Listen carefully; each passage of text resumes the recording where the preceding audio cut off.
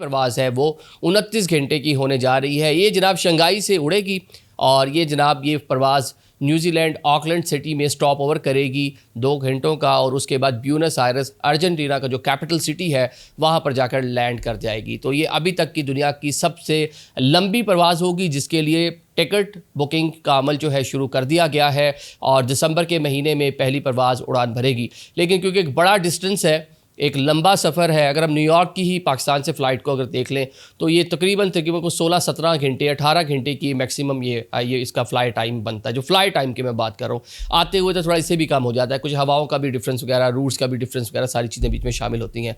लेकिन जनाब 26 घंटे 27 घंटे तक ये परवाज़ हवा में रहेगी क्योंकि इसका जो टोटल दुरानिया है वो 29 घंटे है। स्टॉप ओवर 2 से 2.5 घंटों का बताया जा रहा है, लेकिन स्टॉप ओवर में जो पैसेंजर्स होंगे उनको जहाज़ से बाहर जाने की इजाज़त नहीं मिलेगी।